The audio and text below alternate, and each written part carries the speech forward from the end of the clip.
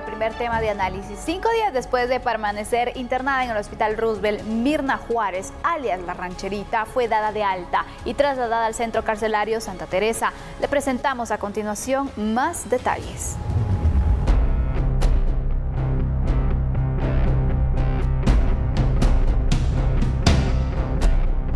Tres patrullas y 20 agentes de la Policía Nacional Civil custodiaron el traslado de Mirna Juárez del Hospital Roosevelt al centro de detención.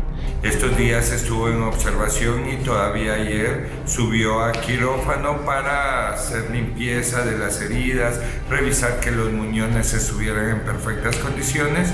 Estuvo en observación a lo largo del día y la noche. Ya el personal del área pues le dio egreso y el Policía Nacional Civil ha hecho el traslado de esta joven al centro de detención Santa Teresa.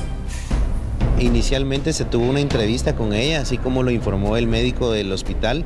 En todo momento pues ella estuvo consciente y podía platicar e ingerir alimentos, y las entrevistas de los investigadores y de fiscales del Ministerio Público ayudaron a que ella pues diera su identidad, lo cual fue confirmado a través de un estudio que hizo el Gabinete Criminalístico de la Policía Nacional Civil para determinar la identidad plena, así como el árbol genealógico de la persona pues que ahora ya se encuentra privada de libertad en Santa Teresita, en la zona 18.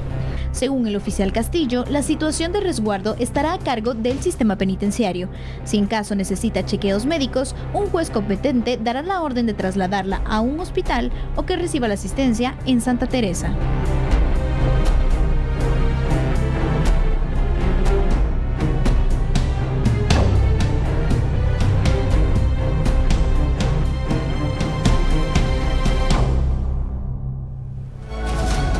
Podemos decir que este es el tema de la semana, por lo impactante, por lo terrible que siempre es un ataque terrorista. Y en ese sentido, Sandy, voy a compartir alguna información y te voy a decir, ¿no?, que han habido opiniones encontradas. Sí. Muchas personas han llegado a decir inclusive que por qué no la dejaron morir. Otras personas dicen, no, necesita atención médica. Vamos a ver qué es lo que pasó realmente. Algunas personas planteándose esa situación de la rancherita en el sentido de que por ser la autora de este atentado calificado como terrorista, no debía haber sido atendida, no se debían haber gastado aquellos 30,000 quetzales en su operación y en esta manutención. Dicen, pues bueno, al final de cuentas ella quería hacer algo malo, no se le hubiera tratado de esa manera. Sin embargo, yo quiero poner acá sobre la balanza, Sandy, para poder hacer el análisis, lo que tienen ustedes en pantalla, televidentes. El artículo 2 constitucional y el artículo 3 dice que los deberes del Estado son garantizar la vida de todos los guatemaltecos. Ahora, yo no estoy diciendo que de alguna manera ella no quería hacer un daño. Por supuesto que quería hacer un daño. Y ahora también creo yo que al final de cuentas termina pagando y recibiendo quizá en parte lo que merecía, y ahora sobre todo lo que va a seguir en el tema del proceso penal. Pero esa es la discusión, una discusión creo yo que ya salta de lo jurídico al dilema ético, efectivamente, Sandy.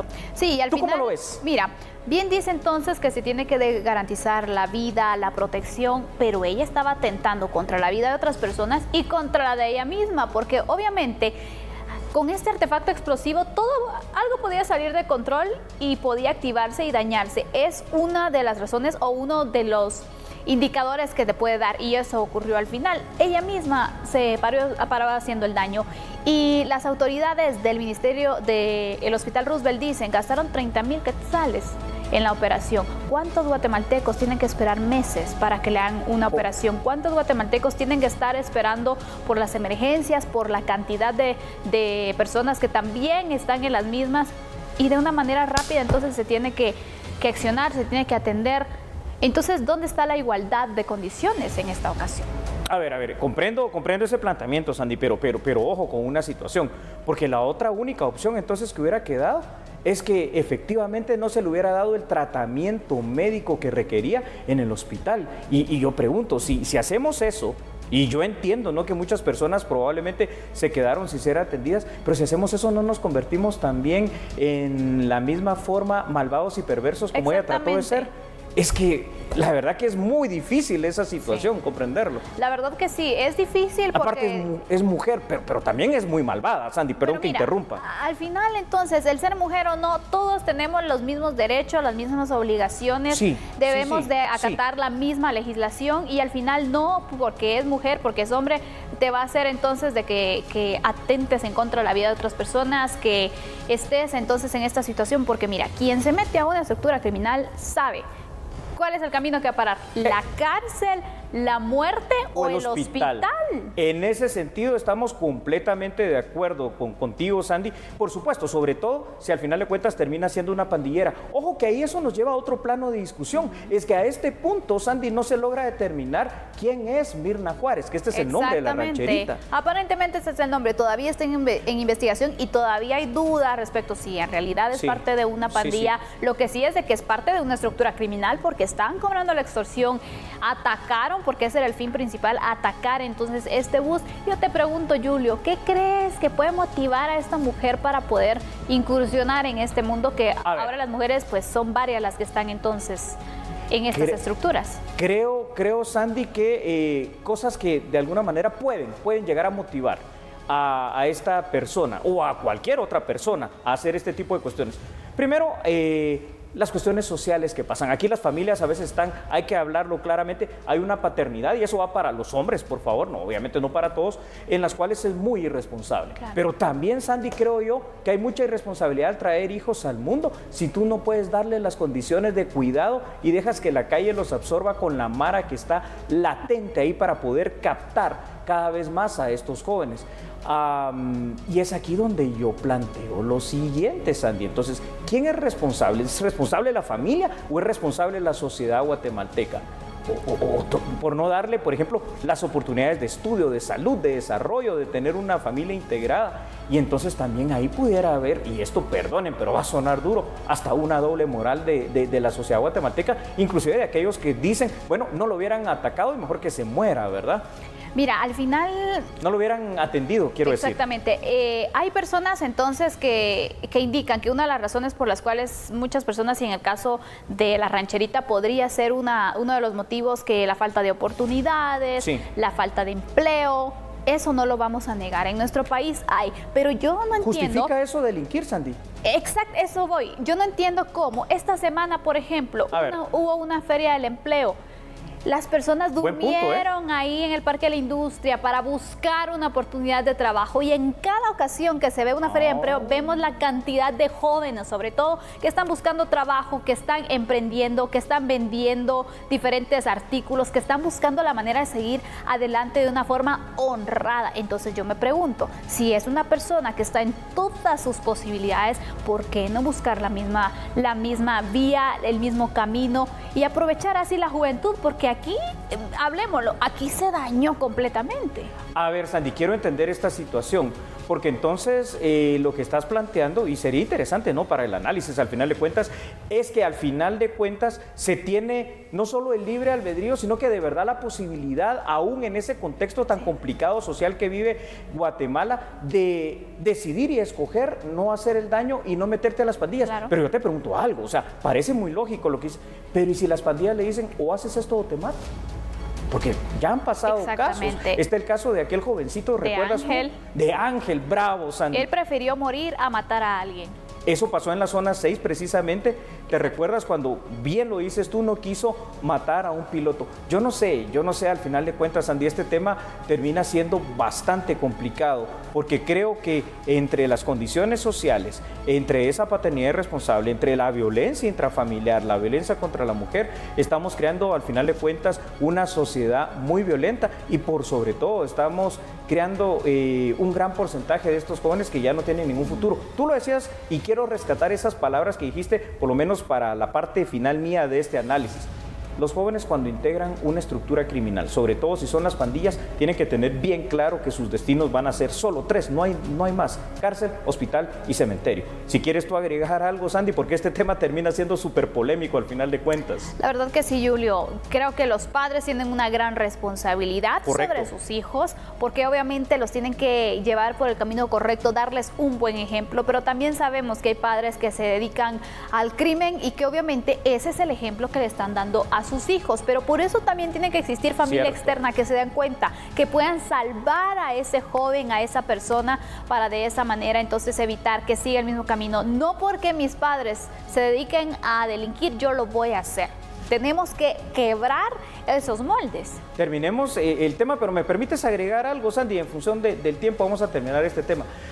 Sabes que lo que acabas de decir, yo quiero rescatar algo. Tienes razón al decir que la familia criminogénea, sí, y estamos creando realmente familias criminogéneas, donde papá es delincuente, mamá es delincuente, y probablemente los hijos vayan a ser delincuentes. No es que el hijo nazca malo, pero si se desarrolla en ese ámbito, probablemente pase esto. Y no sabemos, al final de cuentas, quién es esta mujer, cuál fue su antecedente, ni qué va a pasar. Pero lo más triste, Sandy, no sabemos cuántas mujeres, hombres, niños, jóvenes como ella están en una situación similar y pueden seguir pasando estas cosas. Y que no les importe matar a una persona o a varias, porque correcto, ese era el objetivo de ese ataque, recordemos. Así que vamos a finalizar con este tema que es muy bastante polémico, genera diferentes opiniones, pero pues bueno, se nos acaba el tiempo, vamos a una pausa y regresamos enseguida. Claro que sí, somos a la medida.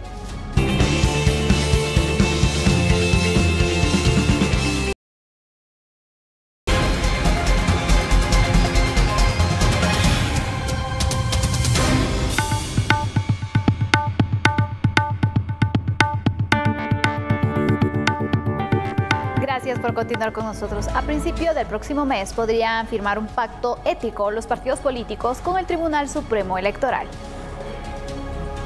El Tribunal Supremo Electoral busca desarrollar un proceso eleccionario sin violencia y en armonía entre los partidos políticos, por lo que en las próximas semanas se espera que se pueda firmar un pacto con los representantes de los partidos políticos para comprometerse a cumplir con ciertos lineamientos. Más o menos, pues es un poco parecido, diría yo, al que se firmó para las elecciones del año 2015, pero básicamente los contenidos del pacto van abonando en el sentido, digamos, de un compromiso de parte de las organizaciones políticas, en primer lugar, pues para desarrollar todo lo referente a las actividades dentro del proceso electoral, enmarcados en la ley electoral y de partidos políticos, no, digamos, no transgredirla, y también, sobre todo, que tengamos unas elecciones libres de violencia. Entonces, contiene el pacto algunas consideraciones y un compromiso respecto al respeto a las personas, a las organizaciones entre sí, a que no haya agresiones, a que no haya campaña negra. Por ahí más o menos va. ¿Cuándo podría firmar? El pacto lo vamos a firmar probablemente en el mes de febrero. A ver, no, pareciera ser que hay dos términos que no concuerdan, ¿no? Al hablar de política y de ética. Pero qué bueno que se esté hablando de un pacto ético entre partidos políticos. El Tribunal Supremo Electoral convocará a los representantes de las 27 asociaciones políticas, partidos políticos como se le llama coloquialmente, para firmar un pacto de ética en el cual buscan que se cumplan esas normas para estas próximas elecciones. Este pacto, como bien lo dijo mi compañera Sandy Monroy, es muy similar a un acuerdo que firmaron en el año 2015 y sin embargo hubo violencia en esa ocasión y busca que los partidos se comprometan a no realizar ninguna actividad fuera de la ley. El 2015 el pacto se llamó Acuerdo para un proceso electoral pacífico y honesto. Y entonces aquí tenemos el tema.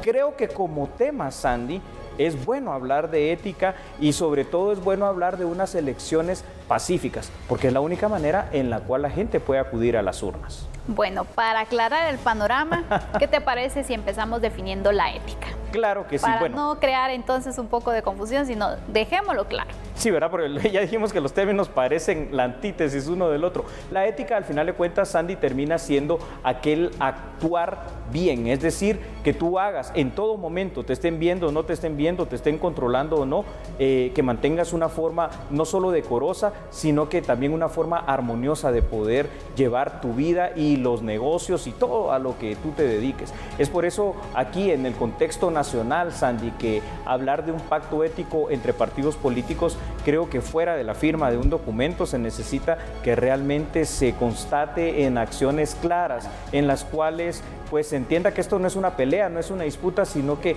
al final de cuentas es simple y sencillamente la presentación de una oferta de carácter político a los votantes. Cada 4 años se busca crear este pacto ético y también para garantizar entonces unas elecciones pacíficas. La pregunta aquí es, ¿ha funcionado?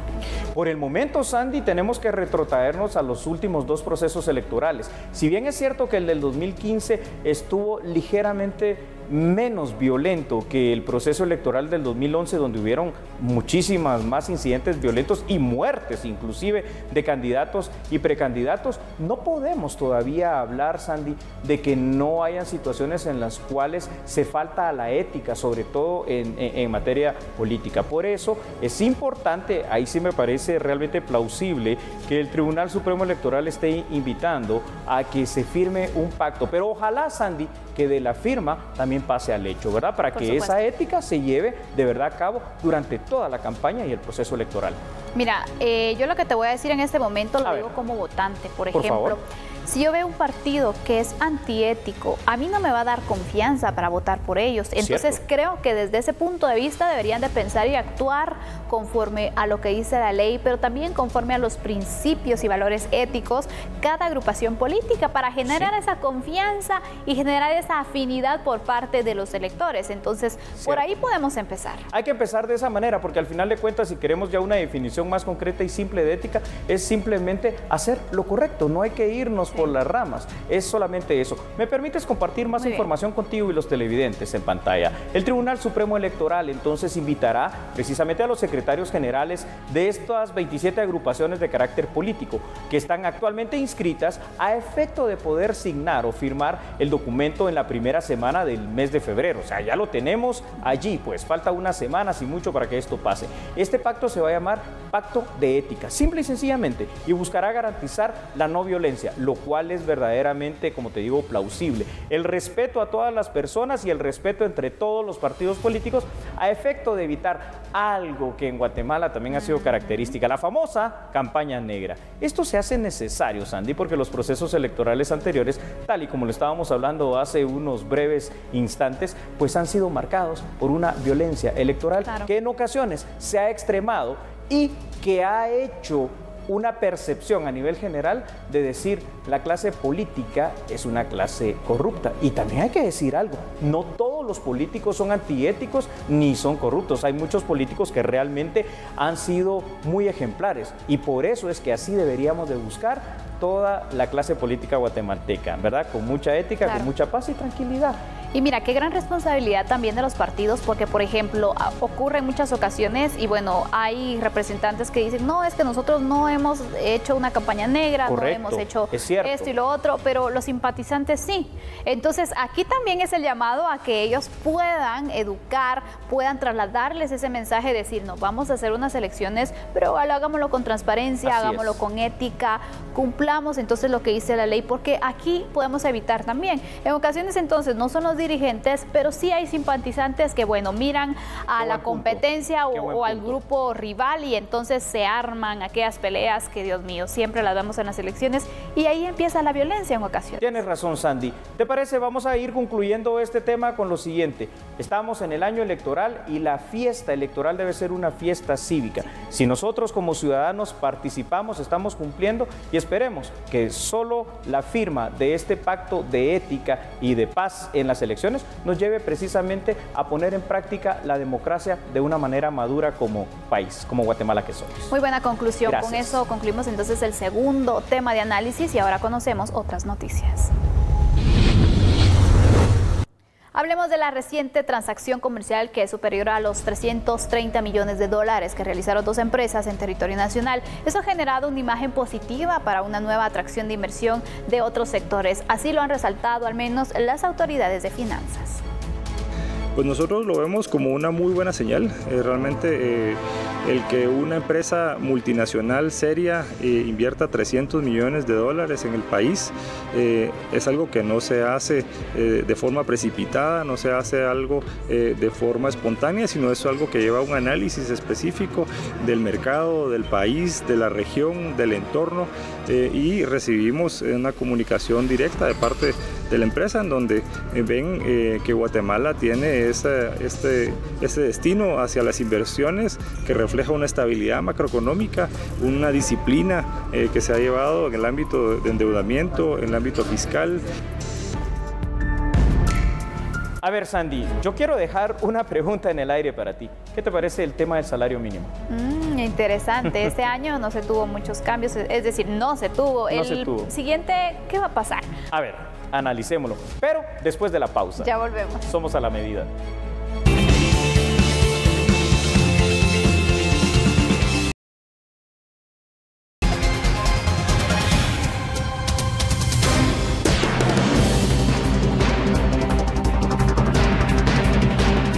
Efectivamente, Sandy y televidentes, tenemos una información de última hora. Yo no sé si a ustedes les suena el nombre de Felipe Gómez. Si se pregunta quién es Felipe Gómez, recuerde aquel niño pequeño, ¿verdad? Muy pequeño, tal vez 17 añitos, que murió cuando ya estaba precisamente en poder de la patrulla fronteriza allá en Estados Unidos. Este es el caso, Sandy. Sí. Algo está pasando. Así es, estábamos a la espera que sus restos llegaran a nuestro país, que fuera repatriado, y ahora le damos seguimiento porque ya se encuentra entonces su cuerpo en nuestro territorio. Y le hemos dado seguimiento, acompañamiento a esta noticia. Así y es Maybol Saucedo quien nos tiene detalles entonces sobre este seguimiento y también qué pasará en las próximas horas.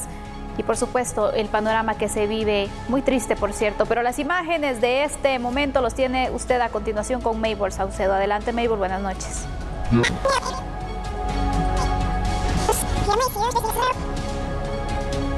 Vamos a hacer el enlace en cualquier momento, sí, Sandy, precisamente con nuestra compañera Maybol Saucedo, precisamente. Y Felipe Gómez será trasladado a Huehuetenango. Adelante Maybol, por favor. Julio y Sandy, buenas noches amigos de A la Medida. Y es que hace pocos minutos llegó el cuerpo, fue repatriado el cuerpo del pequeño Felipe Gómez Alonso, de 8 años de edad, quien buscaba el sueño americano junto a su padre, y fueron detenidos el 18 de diciembre en Estados Unidos. Él fallece justamente en Nochebuena.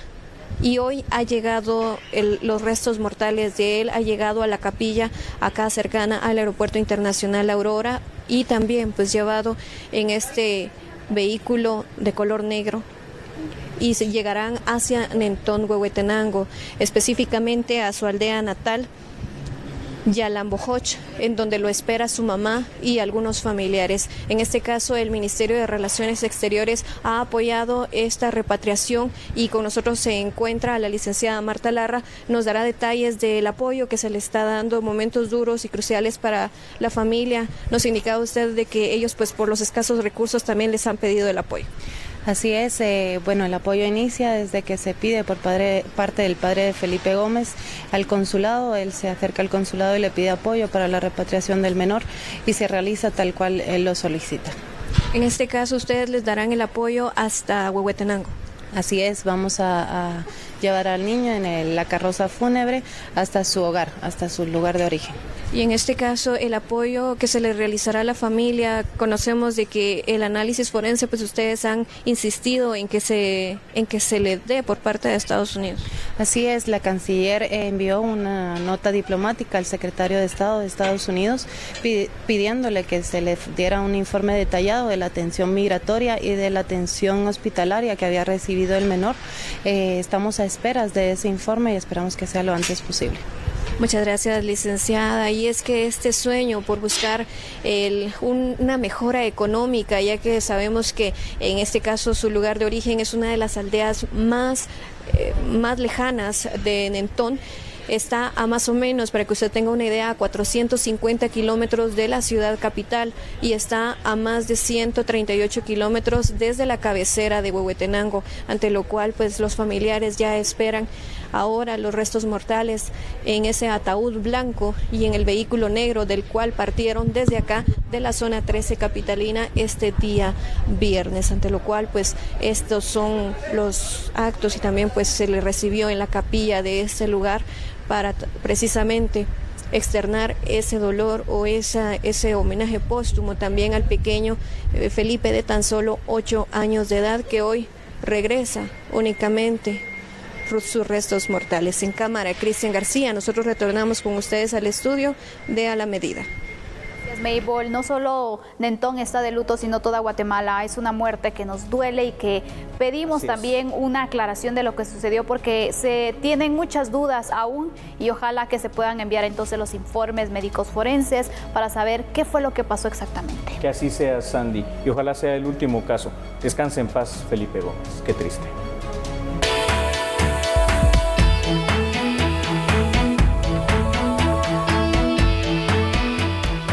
abordar nuestro próximo tema de análisis. Tal y como lo establece el Código de Trabajo, ha comenzado la definición del salario mínimo para el 2020. Se espera que las comisiones paritarias definan dentro de poco su agenda de trabajo.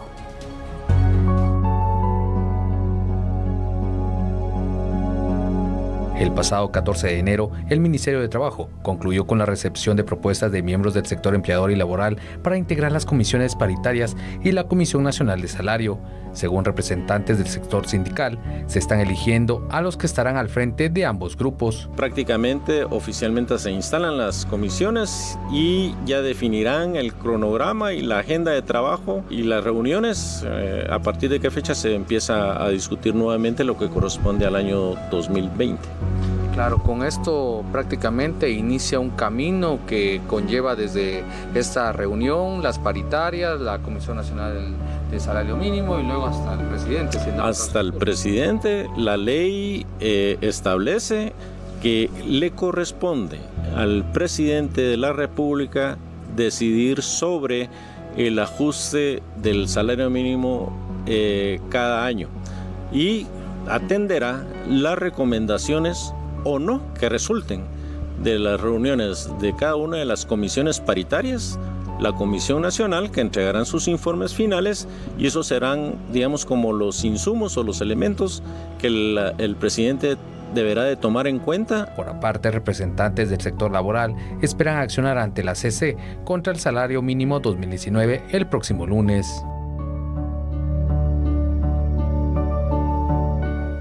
Bueno, empecemos el análisis de este tema. Para ello yo le pido a usted que se vaya siempre a la ley. Vamos al artículo 103 del Código Laboral, conocido como el Código de Trabajo. Reza que todo trabajador tiene derecho a devengar un salario mínimo que cubra sus necesidades normales, escuche usted, de orden material, moral y cultural. Al parecer no se está cumpliendo con lo que dice este artículo descrito anteriormente, pues el salario mínimo, si vamos a ser sinceros, no alcanza para cubrir todo este tipo de necesidades. Ahora, de conformidad al Código de Trabajo, el salario mínimo debe estar orientado a tomar las medidas necesarias para que no salgan perjudicados al final de cuentas los trabajadores. Las comisiones paritarias y la Comisión Nacional de Salario, históricamente, esto ha pasado todos los años, no han logrado acuerdos. Al final de cuentas dejan de una manera muy cómoda, siento yo, la decisión final en manos del Ejecutivo.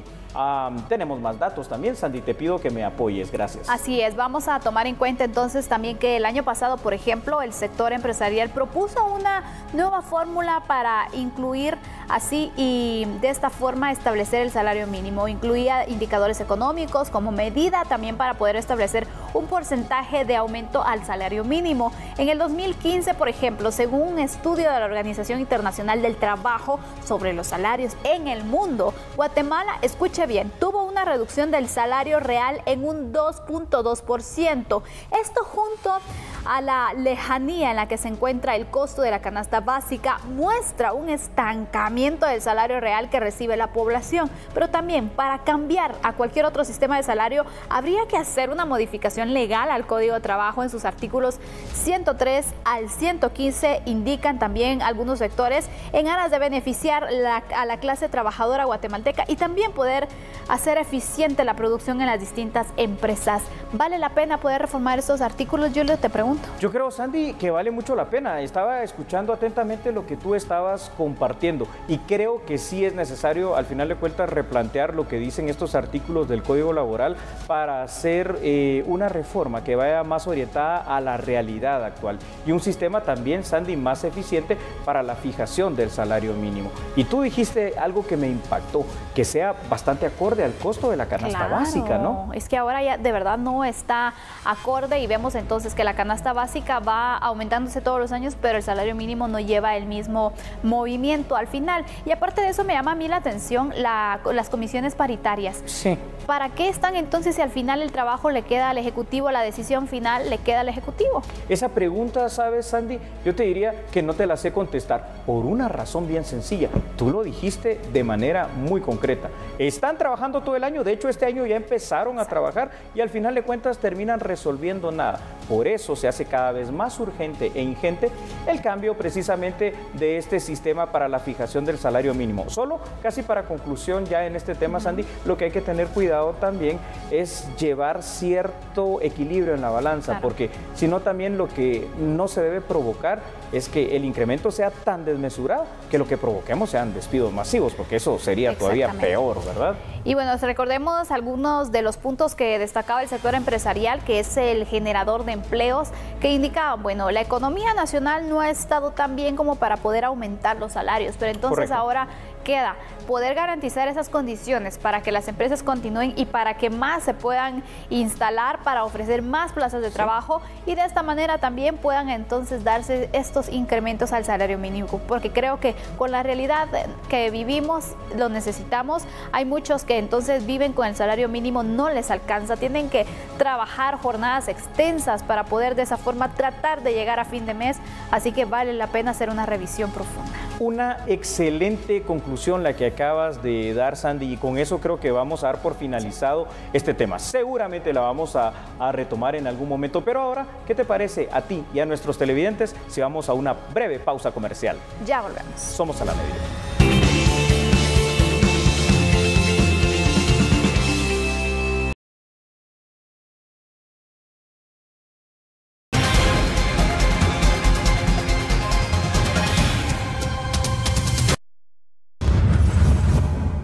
Es momento de conocer las noticias destacadas. Más de 30 organizaciones de jubilados a nivel nacional solicitan la creación de una iniciativa de ley que les permita nivelar los ingresos económicos. En el año 2015, más de 75,000 jubilados que ganaban por debajo del sueldo mínimo se vieron beneficiados con un incremento de 1,000 quetzales para nivelar sus ingresos.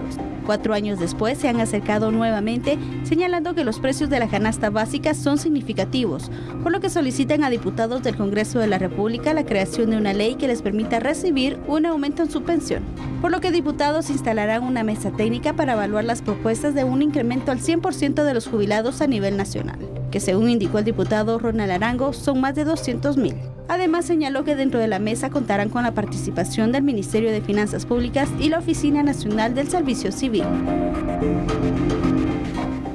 Bueno, ahora pasemos a otro orden informativo. Autoridades eclesiásticas guatemaltecas, junto a miles de jóvenes también chapines, aprovecharon la visita del Papa a Panamá para hacerle una vez más una cordial invitación al Papa Francisco para que pueda visitar nuestro país próximamente. Veamos la información aquí en A la Medida. Queridos jóvenes, buenas tardes.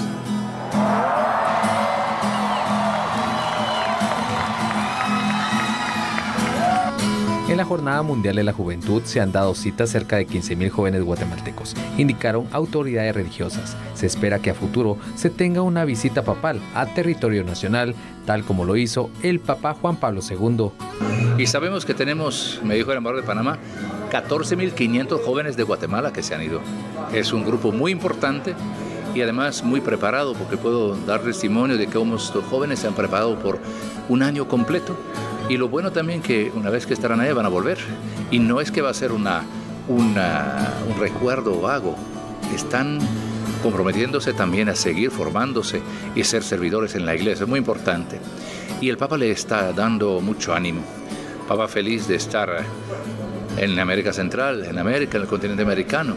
Como mencionaban, es verdad que se puso el sombrero de esquipulas. Eso quizás que sea un signo de que uno de estos próximos años va a venir el Santo Padre de Guatemala. Cada año se le hace la invitación. Cuando yo voy a Roma, siempre le digo, Santo Padre, siempre sabe que está la invitación permanente para que venga por parte de la iglesia, por parte del país, que venga a visitar a Guatemala. Se espera que el Papa defina próximamente a un arzobispo metropolitano. Miren, el Papa ha nombrado hace 11 meses a un administrador apostólico ad nutum sancti, significa por las necesidades de la Santa Sede. Un administrador apostólico es una persona que tiene todos los poderes de un arzobispo. No tiene el título, pero tiene las facultades de un arzobispo. Si el Papa ha decidido así, como lo ha decidido, por ejemplo, en Venezuela, que ahora en Caracas hay un administrador apostólico, es porque el Papa tiene confianza en la persona y que mejor puede decir, toma su tiempo por el bien del país, por el bien de la iglesia. Y yo creo que es esto, rezar para que haya un día un arzobispo, sí, con mucha confianza. Asimismo, el nuncio apostólico se refirió al proceso electoral que afrontará Guatemala, en donde espera que todo transcurra con normalidad.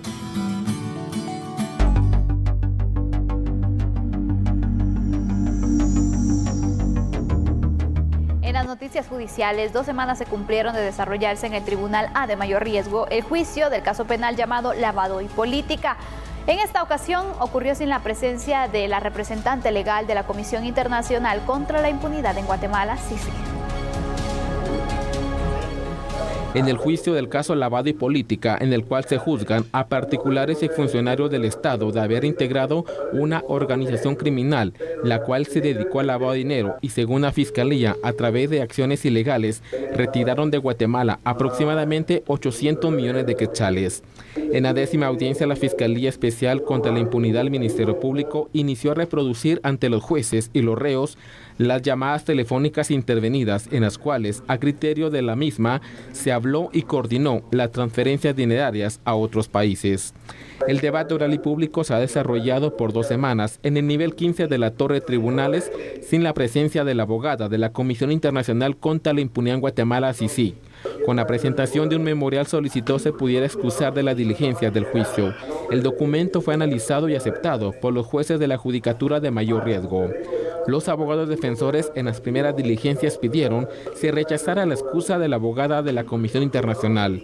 Los juzgadores analizaron sus requerimientos y los rechazaron, dejando en firme que la mandataria de CICIG se puede incorporar al proceso cuando lo considere pertinente.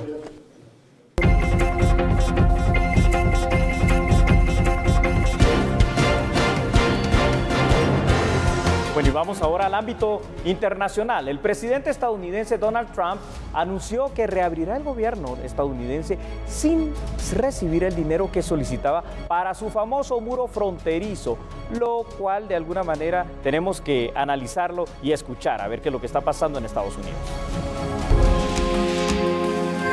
Trump aseguró que firmará una iniciativa de ley para reabrir el gobierno estadounidense durante 3 semanas, hasta el 15 de febrero.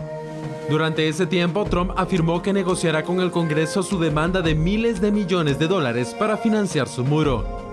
De esta manera terminó, por ahora, el cierre de gobierno más largo en la historia moderna de Estados Unidos, 35 días de paralización. Unos 800,000 empleados federales debieron trabajar sin sueldo o no han podido hacer su trabajo.